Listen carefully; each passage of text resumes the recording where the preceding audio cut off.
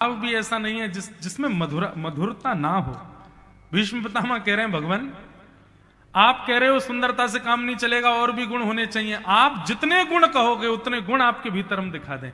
और कई गुण तो ऐसे जिनको मानव गिन ही नहीं पाएगा, वो भी आपके भीतर है। नाथ, आप मधुराधिपत्य हो। भीष्म पितामह भगवान की स्तुति गाते जा रहे थे। स्तुति गाते गाते भीष्म पितामह ने भगवान के प्रेम रूपी गुण का स्मरण किया। नाथ, आप कितने प्रेमी हैं। स्वनिगममपहाय मत प्रतिज्ञा मृतमधिकर तुम वप्लुतो रथस्थः धृतरथ चरणो भयाशलद्गु हरिर्वहन्तुमिभं गतोत्तरीय। कितने प्रिय। भीष्म पितामह वर्णन कर रहे हैं एक लीला का। भीष्म पितामह कहते हैं भगवान, एक बार जब महाभारत युद्ध प्रारंभ होने वाला था तो दुर्योधन और अर्जुन दोनों आपके पास सेना मांगने के लिए और आपकी मदद मांगने के लिए आए थे। तब आपने कहा था कि एक तरफ मेरी सेना रहेगी और एक तरफ अकेला मैं रहूंगा और मैं शस्त्र नहीं उठाऊंगा। तब दुर्योधन आपकी सेना लेकर के आ गया था। जब दुर्योधन ने आकर के सभा में कहा कि महाराज, भगवान ने तो प्रतिज्ञा ली है कि वो पांडवों की तरफ रहेंगे और शस्त्र नहीं उठाएंगे। आपकी इस प्रतिज्ञा को सुनकर के मैंने भी प्रतिज्ञा ली थी कि यदि वासुदेव कृष्ण ने शस्त्र धारण नहीं किया तो मैं शंतनु का बेटा नहीं, मैं गंगा का सुत नहीं, मैं भीष्म पितामह नहीं कहलाऊंगा आज के बाद।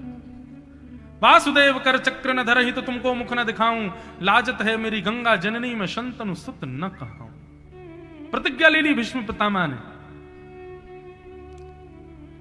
वासुदेव कृष्ण को महाभारत युद्ध में शस्त्र धारण करना पड़ेगा और नहीं करेंगे तो मैं जबरदस्ती करवाऊंगा।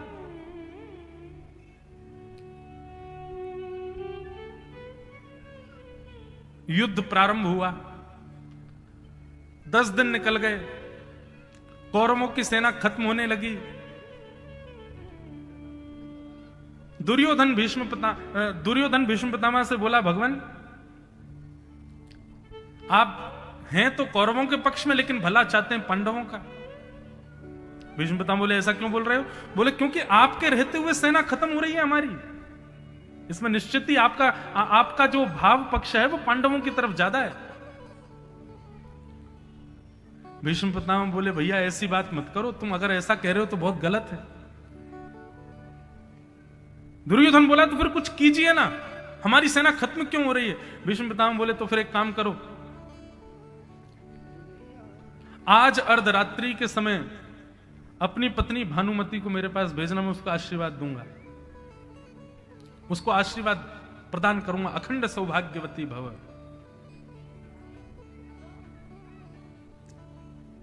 श्रीमन्नारायण नारायण नारायण, श्रीमन्नारायण नारायण नारायण, श्रीमन्नारायण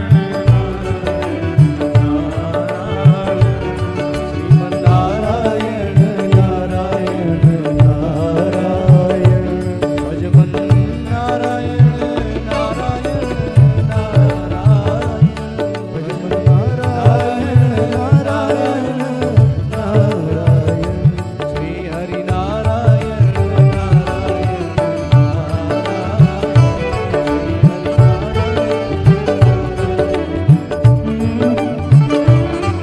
श्रीमन्नारायण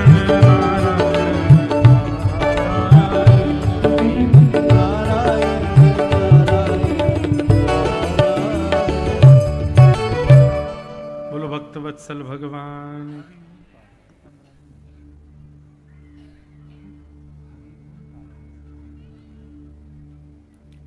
हमारे मध्य में आज कथा में मधुर भाव से पधारे परम पूजनीय श्री हरिओम पाठक जी महाराज जी को बहुत बहुत प्रणाम, बहुत बहुत वंदन।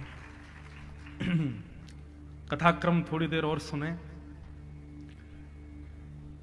भीष्म पितामह ने दुर्योधन से कहा, ए दुर्योधन, तुझको बहुत मृत्यु का भय लगा हुआ है, एक काम करो, अर्धरात्रि के समय अपनी पत्नी भानुमति को भेज देना, अखंड सौभाग्यवती, ऐसा आशीर्वाद दे देंगे उसको। नहीं मरोगे तुम, और तुम नहीं मरोगे तो महाभारत युद्ध तुम ही जीतोगे। दुर्योधन बोला भगवान बस यही चाह रहा था मैं कि आप थोड़ा सा आशीष बनाइए। अर्धरात्रि का समय, भीष्म पितामह अपनी संध्या वंदन कर रहे थे। भानुमति तो आई नहीं, उससे पहले द्रौपदी को लेकर भगवान कृष्ण पहुंच गए और द्रौपदी से बोले सुनो, भीष्म पितामह का जाके आशीर्वाद ले लो। द्रौपदी बोली आधी रात में आशीर्वाद क्यों लेना है, सुबह सुबह ले लूंगी। बोले नहीं, सुबह तक प्रतीक्षा करोगी तो सारा फेरबदल हो जाएगा महाभारत में। भानुमति आए उससे पहले तुमको लेना है। और सुनो, ज्यादा विद्वत्ता मत करना, ज्यादा चतुराई मत दिखाना, चुपचाप घूंघट करके जाना, भीष्म पितामह से आशीर्वाद लेना। जैसे ही वो आशीर्वाद दें चुपचाप उल्टे पांव बाहर आ जाना, कुछ करने की आवश्यकता नहीं। उनको ये पता तो चले ही नहीं कि तुम द्रौपदी हो। द्रौपदी बोली अगर उनको पता चल गया कि मैं द्रौपदी हूं तो मैं संभाल लूंगी बात को, लेकिन वो मुझसे ये जरूर पूछेंगे कि तुम इतनी रात को आई कैसे। तो मैं क्या बताऊं किसके साथ आई हूं। भगवान बोले हम रूप बदल के आए हैं, हमने जो है स्वापा वापा ऐसे बांधा है, श्रृंगार अपना ऐसा किया है कि कोई पहचानेगा नहीं। अगर ज्यादा कोई बात बिगड़े तो यूं कह देना नौकर है हमारा गोपाल, उसके साथ आए हैं हम। द्रौपदी बोली ठीक है। द्रौपदी भीतर गई, भीष्म पितामह संध्या वंदन करके बैठे थे। द्रौपदी ने आती जैसी प्रणाम किया, भीष्म पितामह ने माला नेत्रों से लगाई, दोनों भुजा से आशीर्वाद धरते हुए और सिर पर हाथ रख के बोले अखंड सौभाग्यवती भव, तुम्हारा पति अजर अमर हो जाए, तुम्हारा सौभाग्य अखंड हो जाए। अब द्रौपदी को यह थोड़ी पता था कि ये ऐसा आशीर्वाद देंगे। उसको लगा भगवान भेज रहे हैं, हाथ धर देंगे, कुछ कहें नहीं कहें उससे हमको क्या मतलब। अखंड सौभाग्यवती भव, वो भी द्रौपदी, मतलब एक नहीं 5 पति अखंड हो जाएं तुम्हारे। द्रौपदी के तो 5 पति। द्रौपदी बोली यही कह रहे हैं अखंड सौभाग्यवती भव, और यही दूसरे दिन युद्ध में मेरे पतियों के पीछे ही बाण लेके घूमते हैं। चलो अच्छा है, इन्होंने आशीर्वाद दिया है, जिम्मेवारी इन्हीं की है कि मेरे 500 पति की रक्षा ये करें, इसलिए थोड़ा इनको बता तो दूं कि भाई कल से ध्यान रखना 500 का। और तुरंत द्रौपदी ने अपना घूंघट उठा लिया। बोले पितामह याद रखिएगा अपने आशीर्वाद को, एक नहीं 500 की जिम्मेवारी अब आपकी है, एक का भी बाल बांका नहीं होना चाहिए। द्रौपदी को देख करके भीष्म पितामह बोले द्रौपदी तू कहां से आ गई, मैंने तो भानुमति को बुलाया था, मैंने तो दुर्योधन की पत्नी को बुलाया था, उसको आशीर्वाद देना था, तू कहां से आ गई। द्रौपदी बोली अच्छा भेदभाव, मैं भी तो आपकी बहू हूं, मुझे भी तो आपके आशीर्वाद का अधिकार है। यदि भानुमति से पहले मुझे मिल गया तो यह मेरा भाग्य नहीं हो सकता। भीष्म पितामह के नेत्र सजल हो गए। कोई बात नहीं बेटा, अखंड सो, अब तो विधाता भी नहीं रोक सकता इस महाभारत युद्ध को पांडवों को जिताने से। अब तो पांडव ही जीतेंगे। लेकिन भीष्म पितामह की तुरंत बुद्धि खनकी। इतनी रात को अकेले आई हो तुम, और ये तुम रात में क्यों आशीर्वाद लेने चली आई, दिन में भी तो आ सकती थी। ये सब किसी ने षड्यंत्र रचाया है या तुम्हारी भावना थी? सही सही बताओ मुझे। शेर की तरह गर्जना करके बोले तो महाराज द्रौपदी तो घबरा गई। बोले नहीं अकेली आई हूं, वैसे अकेली भी नहीं हूं, वैसे अकेली, लेकिन अकेली भी नहीं हूं। बोले क्या कह रही हो, अकेली हूं अकेली नहीं हूं, कौन आया साथ में? बोले एक नौकर है हमारा गोपाल भैया, वो आया है। अच्छा वो लेके आया तुमको? बोले नहीं मन तो मेरा ही था। बोले तेरा मन, तू सुबह आ सकती थी, अर्धरात्रि को क्यों आई आशीर्वाद लेने? मुझे दाल में कुछ काला लग रहा है, चलो बाहर, मुझे एक तो ये गोपाल भैया से मिलाओ, कौन है ये? बाहर आकर के भीष्म पितामह ने जोर की दहाड़ मारी, महाराज कहां है गोपाल भैया? भगवान वहीं बैठे थे एक वृक्ष के नीचे। भीष्म पितामह की आवाज सुनते ही एक पटक लगी ठाकुर जी को। बोले कि अब फंस गए। खूब पढ़ा लिखा करके भेजा था द्रौपदी को, मानी नहीं, सब जाके खोला ही भीतर। भगवान धीमी गति से गए। भीष्म पितामह बोले ए जल्दी जल्दी आओ, ये क्या सरक सरक के क्या चलो, जल्दी आओ इधर। भगवान जैसे समीप गए, भीष्म पितामह बोले ए द्रौपदी तेरा गोपाल भैया पहले कहीं देखा है मैंने, जरा पगड़ी तो उतारो अपनी। बोले नहीं महाराज, पगड़ी तो शान मान होती है, इसको नहीं उतारते। बोले अरे बड़ी शान मान, मेरे सामने पगड़ी खींच ली महाराज। घुंघराले केश ठाकुर जी के प्रकट हो गए। छुपा हुआ था मोर पक्ष, वह भी उठ गया। इतनी सुंदर छवि ठाकुर जी की प्रकट हुई तो बादलों में छुपा हुआ था चंद्रमा मन में सोचने लगा ठाकुर जी इतने सुंदर दिख रहे हैं, और मैं यहां छुपा बैठा हूं, थोड़ा प्रकाश किया जाए। इतने में ही बादलों की ओट से हटकर के चंद्रमा ने प्रकाश किया, त्रिभंग लली श्याम सुंदर की मधुर छवि प्रकट हो गई भीष्म पितामह के सामने। भीष्म पितामह देख करके 2 बार तो बलैया लेने लगे, इतने प्यारे लग रहे हैं ठाकुर जी। लेकिन भीष्म पितामह बोले, छलिया मरकट बंधु माखन चोर, सारे उल्टे सीधे काम करते हो। ये भानुमति का आशीर्वाद द्रौपदी को दिलवा दिया तुमने। तुमको कैसे पता था कि मैं भानुमति को आशीर्वाद देने वाला हूं? भगवान बोले, हम जय जय हैं, हमको सब पता है, हम भगवान हैं। लोग बात करते हैं तो कहते हैं धीरे बोलो, दीवारों के कान। वो दीवारों के कान नहीं, वो मेरे ही कान होते हैं, मुझे ही सुनाई देता है सब जगह। क्या करें पितामह भीष्म, अब आप कौरव जीत नहीं पाओगे। देखो आपने ही द्रौपदी को वरदान दे दिया। भीष्म पितामह को इस बात की चिंता नहीं थी कि मैंने द्रौपदी को वरदान दे दिया पांडव जीतेंगे। उनको इस बात की चिंता थी कि मैंने प्रतिज्ञा ली थी कि इनके हाथ में शस्त्र धारण करवाऊंगा, और 10 दिन हो गए युद्ध को, अभी तक इन्होंने शस्त्र नहीं उठाया। तुरंत भीष्म पितामह ने द्रौपदी को कहा, द्रौपदी मैंने तुझको आशीर्वाद दिया है कि तेरे 5 पतियों का कोई बाल बांका नहीं करेगा, लेकिन इन 5 की रक्षा की जिम्मेवारी मैं कृष्ण को देता हूं। यदि कल मेरा बाण भी अर्जुन का स्पर्श करे तो तुम मुझसे मत कहना, कृष्ण को ही पकड़ना, क्योंकि मैंने आशीर्वाद दिया और मैं ही जिम्मेवारी दे रहा हूं।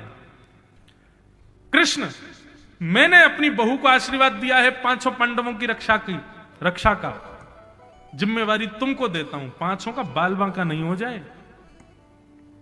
भगवान घूर करके द्रौपदी को देखने लगे, हो गया काम, करवा दिया सब सत्यानाश। मना कर रहा था मत बोलना, भीतर जाके हो गया, अब सब मेरे ऊपर आ गई बात।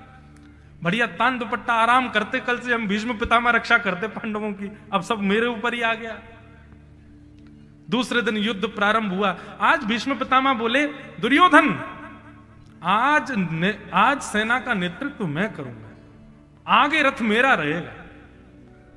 और महाराज भीष्म पितामह ने ऐसा चक्रव्यूह बनाया, ऐसा चक्रव्यूह, 10 दिन में कौरवों की जितनी सेना खत्म हुई थी उतनी सेना चंद मिनटों में पांडवों की खत्म कर दी, अकेले भीष्म पितामह।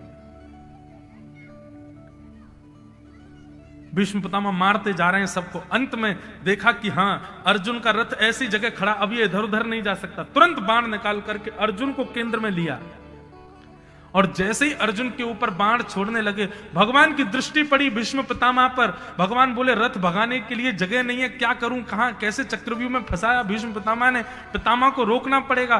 पितामह के बाण को रोकने की सामर्थ्य केवल नारायण में है और किसी में नहीं है।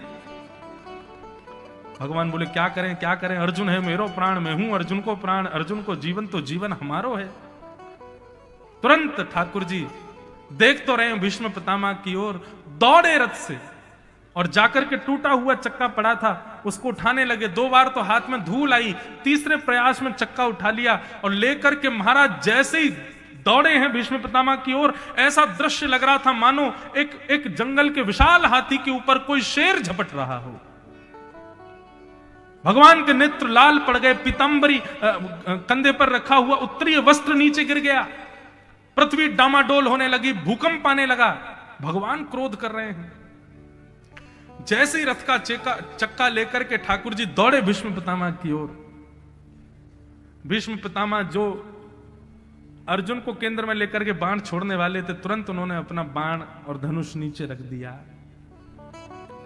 और सब कौरवों को कहने लगे, देख लो देख लो देख लो, तुम्हारे प्रतिज्ञाधारी कृष्ण को देख लो। आप कहो मैं शस्त्र बिन भूमि हरहूं सब भार। क्या प्रतिज्ञा ली थी आपने कि आप महाभारत युद्ध में शस्त्र धारण नहीं करोगे। हमको क्षत्रिय ना गिने, बोले ही वचन विचार। हम क्षत्रिय हैं और भीष्म पितामह हमारा नाम है। हे द्वारिकाधीश कृष्ण, आगे से कभी प्रतिज्ञा लो तो एक बार मेरे को याद कर लेना, क्योंकि मैं यहां तुम्हारी प्रतिज्ञा तोड़ने ही बैठा हूं। अब बताओ तुमने शस्त्र क्यों उठाया, सफाई दो। आहा, डार चक्र हरि हस पड़ो, दियो उत्तर ब्रजराज। हमारे ब्रज के नंद नंदन श्री कृष्ण, उन्होंने चक्र दूर फेंक दिया, मुस्कुराने लगे और भीष्म पितामह से बोले, भीष्म पितामह ध्यान से सुनना, भीष्म पितामह आपने क्या प्रतिज्ञा ली थी कि यदि वासुदेव कृष्ण ने चक्र धारण नहीं किया, शस्त्र धारण नहीं किया, तो मैं मरूं तो मेरा शव उल्टा गिरे, मैं किसी को मुख नहीं दिखाऊंगा। वासुदेव कर चक्र न धरहि, तो तुमको मुख न दिखाऊं। भीष्म पितामह, आज तजी प्रतिज्ञा मोरी, मैं तोरी प्रतिज्ञा काज। मैंने अपनी प्रतिज्ञा इसलिए तोड़ी क्योंकि यदि महाभारत युद्ध में मैं शस्त्र धारण नहीं करता तो मेरे शस्त्र ना धारण करने की वजह से तुमको बाणों की सैया पर लेटना पड़ता। लेकिन कैसे लेटते? उल्टे लेटते, और उल्टे लेटते तो अंतिम समय तुम मेरा दर्शन नहीं कर पाते, तुम्हारी अंतिम इच्छा पूर्ण नहीं हो पाती। इसलिए मैंने शस्त्र उठा लिया ताकि तुम्हारी इच्छा पूरी हो, और जब तुमको बाण लगे ना तो तुम पट नहीं गिरो, चित्त गिरो, ताकि मेरा दर्शन कर सको। भीष्म पितामह बोले, नाथ आज मैं बाणों की सैया पर लेटा लेटा आपका दर्शन कर रहा हूं ना, ये भी आपकी इच्छा से ही कर पा रहा हूं, क्योंकि यदि आपकी इच्छा नहीं होती तो आप शस्त्र नहीं उठाते। बिना शस्त्र उठाए ही पूरा महाभारत युद्ध हो जाता तो मुझे पट गिरना पड़ता, मेरा मुख नीचे होता। मुख नीचे होता तो आपका दर्शन कैसे करता? कैसे दयालु हैं ठाकुर जी, कितनी कृपा करते हैं हम वैष्णवों के ऊपर।